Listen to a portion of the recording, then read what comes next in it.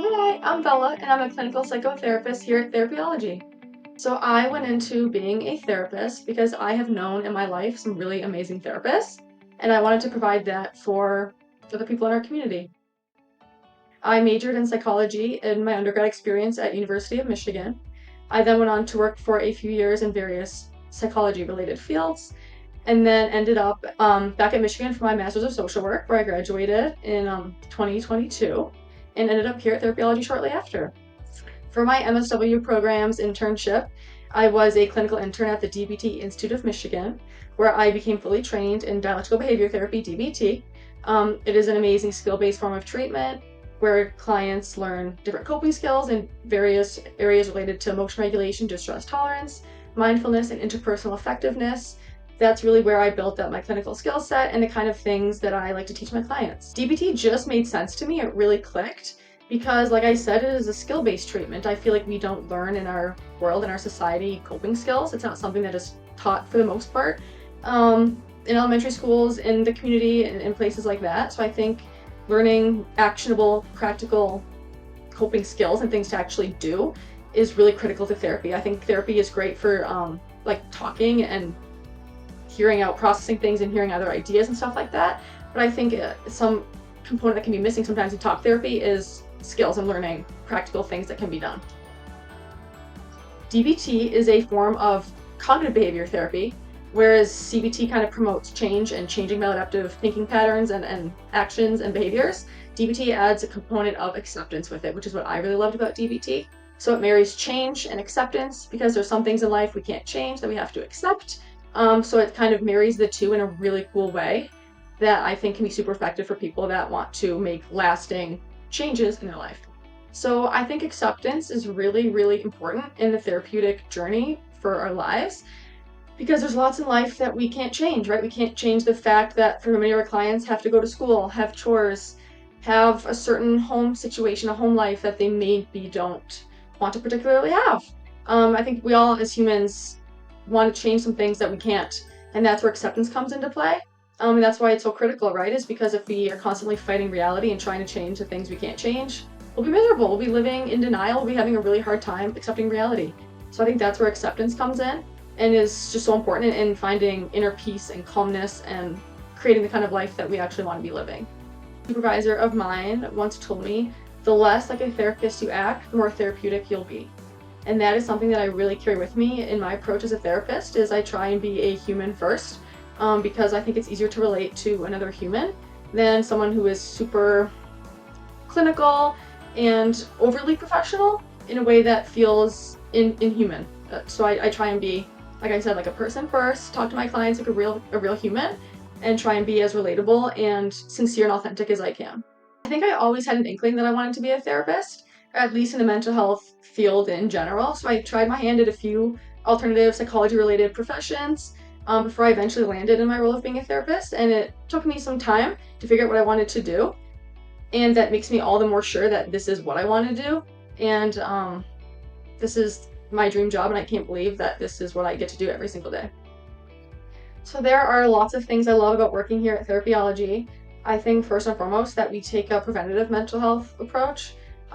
We kind of work with clients on teaching them skills, helping them process things at early ages so that can kind of set them up for future success as our clients age and go off to high school or college or beyond. I also love the clientele here at Therapyology. I think kids, teens, young adults are amazing human beings and so interesting, and I learn from them more every day than I think I teach them. It's just so much fun. I love talking to kids, teens, young adults at such pivotal moments in their life when they're figuring out like so much cool stuff and figuring out who they want to be and what they want to do. And it's such a transformative period in all of our lives that it is so beautiful to be able to sit here and like witness change on such a grand scale from such amazing clients.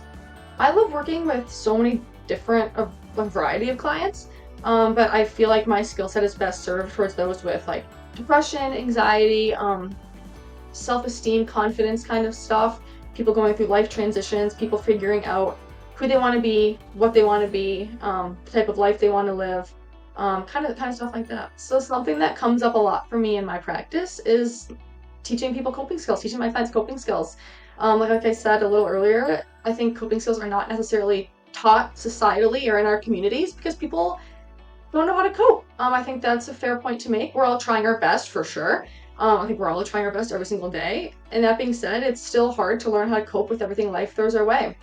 So I think coping skills is something that really comes up session by session for me as I work to teach people how to, like we've talked about, right, like change the things about their life they want to change, accept the things we can't change, and just learn how to build the kind of lives that we want to live. So my favorite coping skill, and one of the most important coping skills I think we as humans can ever learn, is a DBT skill called radical acceptance. Radical meaning all the way with our minds, bodies, souls, hearts.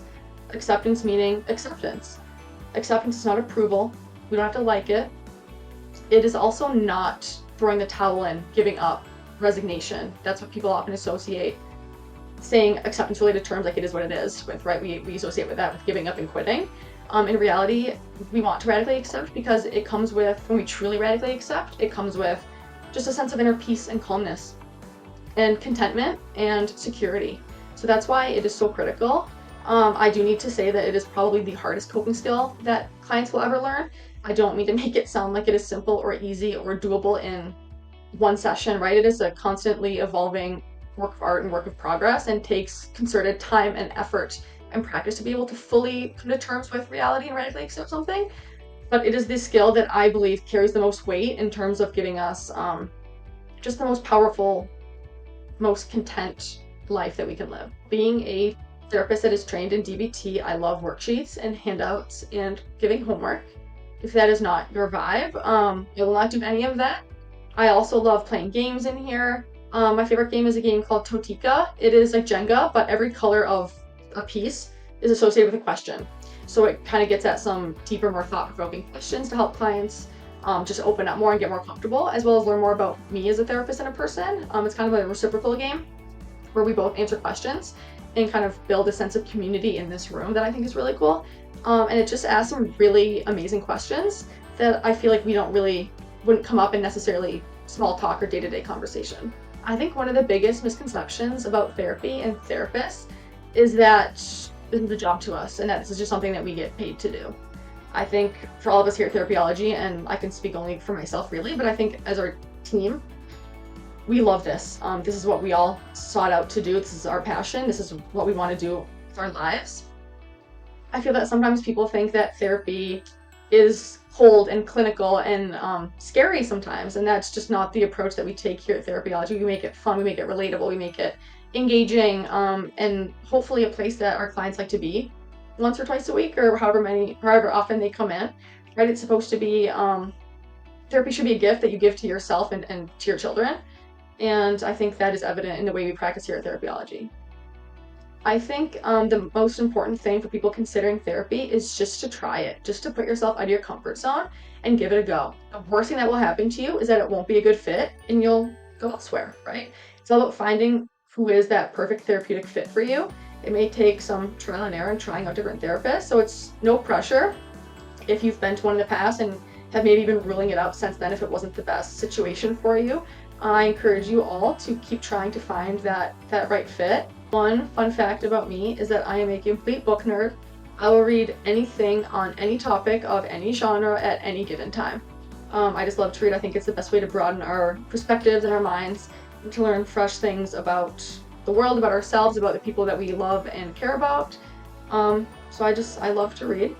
I also love going for walks. I think walking, in addition to being good, obviously, for like our physical health, is such a great way to clear our minds, to connect, to do some grounding with the universe, with the ground, with our world, with our neighborhoods, our community.